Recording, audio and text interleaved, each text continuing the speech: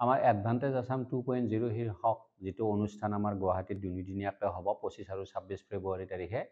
উক্ত অনুষ্ঠানটি আমাৰ দেশৰ প্ৰধানমন্ত্ৰী সকলোৰে শ্ৰদ্ধাৰ প্ৰধানমন্ত্ৰী ডাঙৰীয়াই সেইটো উদ্বোধন কৰিব আৰু এই ক্ষেত্ৰত ভূটানৰ প্ৰধানমন্ত্ৰী সন্মানীয় প্ৰধানমন্ত্ৰীও আহি তাৰ মুখ্য অতিথি অংশগ্ৰহণ কৰিব। এইটো ৰাজ্য চৰকাৰৰ প্ৰচেষ্টা আৰু মুখ্যমন্ত্ৰী ডাঙৰীয়াৰ সম্পূৰ্ণ প্ৰচেষ্টাত আমাৰ এডভান্টেজ আছাম 2.0 শীৰ্ষক যিটো বিনিয়োগকাৰীসকলৰ সন্মিলন কৰিছে, এইটো আমাৰ অৰ্থনীতিয়ে মই ভাবোঁ যে আমাৰ অৰ্থনীতিয়ে এইটো সলনি কৰি দিব। ইতিমধ্যে দেশৰ বহুত বাহিৰৰ বিনিয়োগকাৰী আহি যোগাযোগ কৰিছে, সেইদৰে ৰাজ্যখনৰ বহুত বিনিয়োগকাৰীও আহিছে আৰু আমাৰ বিশেষকৈ প্ৰতিখন জিলাৰে বিনিয়োগকাৰী আমি চিনাক্ত কৰিছোঁ কম দিনৰ ভিতৰতে। এতিয়া আমাৰ নগাঁও জিলাখনৰ ক্ষেত্ৰত আজিৰ তাৰিখলৈ 500 কোটি টকাৰো অধিক বিনিয়োগকাৰী আহিছে আৰু আমি হয়তো দুগুণ হ'ব বুলি আমি আশা কৰিছোঁ। নগাঁও জিলাক প্ৰাধান্য দিয়াৰ মূলতে হৈছে যে নগাঁও জিলাৰ যোগাযোগ ব্যৱস্থা যথেষ্ট উন্নত। এতিয়া ৰাস্তা ঘাট সকলোবোৰ যথেষ্ট দিশে ভাল হৈছে। সেইদৰে আমাৰ ৰেলৱে ব্যৱস্থাও যথেষ্ট উন্নত।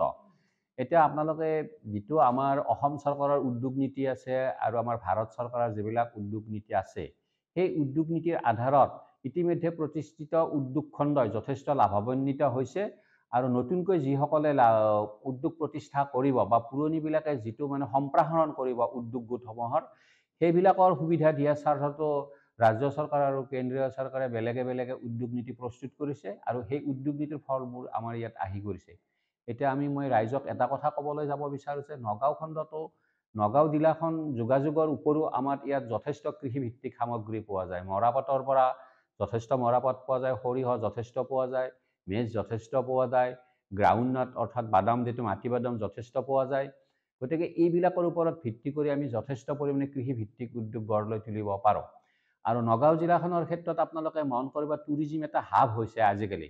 আমাৰ চৰকাৰে ৰাজ্য চৰকাৰে যিটো প্ৰচেষ্টা লৈছে আমাৰ বৰদোৱা ক্ষেত্ৰখনৰ উন্নয়নৰ স্বাৰ্থত, সেইদৰে আমাৰ শিৱলিংগ আছে আমাৰ তাৰ ওপৰত যিটো আমাৰ টুৰিষ্ট যথেষ্ট আকৰ্ষিত হৈছে। সেইদৰে কাজিৰঙালৈ যিবিলাক টুৰিষ্ট যায় আমাৰ বিশেষকৈ গোপীনাথ বৰদলৈ এয়াৰপৰ্টৰ পৰা, এতিয়া গোপীনাথ বৰদলৈ এয়াৰপৰ্ট এটা আন্তৰ্জাতিক এয়াৰপৰ্ট যথেষ্ট মানদণ্ড তাৰ উন্নত হৈছে। এই টুৰিষ্টবিলাক অহাৰ স্বাৰ্থত আমাৰ বিশেষকৈ নগাঁৱৰ যিটো বাইপাছ এলেকা আপোনালোকে মন কৰিব তাত কিমান ৰিচৰ্ট হৈছে, তাত কিমান হস্পিটেল গঢ় লৈ উঠিছে। এই সকলোবোৰ হৈছে উদ্যোগ নীতিৰ ফচল আৰু এটা উপযুক্ত পৰিৱেশ যে অসমত এতিয়া বিনিয়োগ কৰাৰ ক্ষেত্ৰত কোনো চিন্তা কৰিব নালাগে, বিনিয়োগকাৰীসকলৰ কোনো ইয়াত সংশয় আহি নপৰে। সেইদৰে আমাৰ বেংকিং ছেক্টৰ যথেষ্ট আছে। নগাঁৱত বেংক খণ্ডত আমাৰ যথেষ্ট ব্ৰাঞ্চ আছে, ঋণ সহজে লাভ কৰিব পাৰি।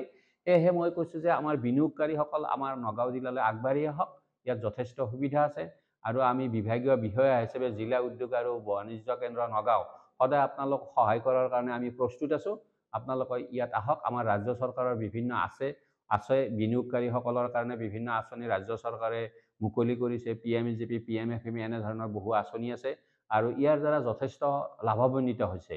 গতিকে সেয়েহে মই পুনৰ আহ্বান কৰিছোঁ আমাৰ নিবনুৱা যুৱক যুৱতীসকলক আপোনালোকে আহক, আপোনালোকে আমাৰ লগত যোগাযোগ কৰক, আপোনালোকে বিনিয়োগ খণ্ডত মন কৰক।